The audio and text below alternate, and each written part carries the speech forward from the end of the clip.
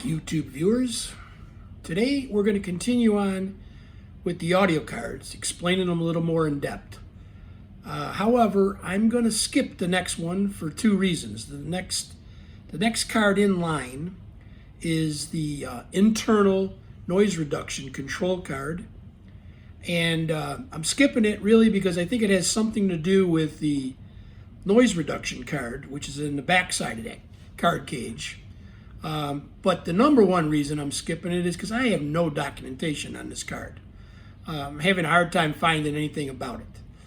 But we'll get to it eventually, okay? So right now, what we're going to do is the Reproduce Amplifier, or the Repro card, as it's referred to.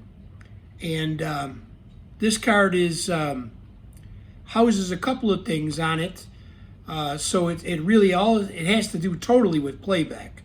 But playback both from the repro head and playback from the sync head, or the record head in the sync mode. So this card's pretty important for those functions like that.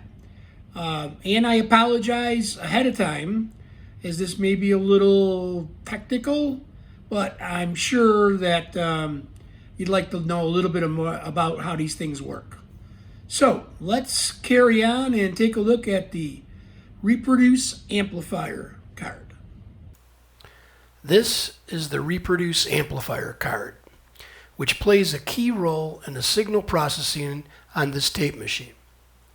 It features the Repro amplifier receiving its signal from the Repro head via the Repro preamp, which provides 28 dB of gain and is located just below the head stack connector. For more details on the Repro preamps, refer back to part number 9 of this video series. Additionally, the sync preamplifier is located on this card. It produces the signal from the record head, which passes through the sync transformer before reaching the sync preamp. The bandwidth of the sync preamp can be adjusted between 12 kHz narrow and 20 kHz wide via this jumper. A feature especially beneficial to two-channel recorders to help reduce potential crosstalk. The repro and sync signals are switched via a network of FETs, depending on whether sync or repro is selected from the meter bridge or the remote autolocator. After this switching, the signal passes through a low-pass filter designed to attenuate frequencies around 153.6 kHz, the erase frequency, and is adjustable via this small trimmer. Next, the signal is processed through another filter with a 3180 microsecond time constant, which is used for NAB or CCIR tape equalization. Control of all the FET switching is managed by these three LM393 dual comparators on this card.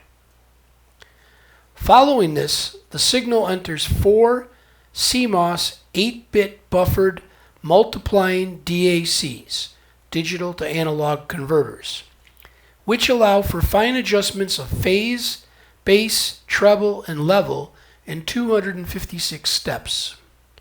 This control is managed by a CMOS dual binary to 1 of 4 decode demultiplexer ICs, with the data bus returning to the main audio MPU microprocessor unit in the front card cage.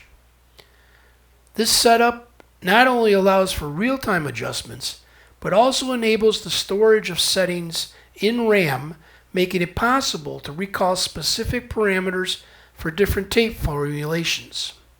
This flexibility is a significant advantage of this tape machine, as it allows for precise control and easy recall of configurations. Well, I hope that wasn't too technical, but as you can see, a tape machine like this is quite complicated. There is a lot of stuff involved.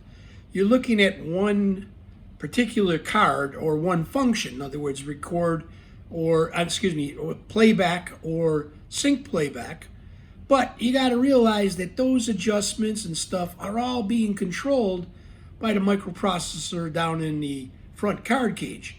And what we got here is, this is one channel. Let's add in 23 more channels, and you see what I'm saying? This is a pretty complex system as a whole.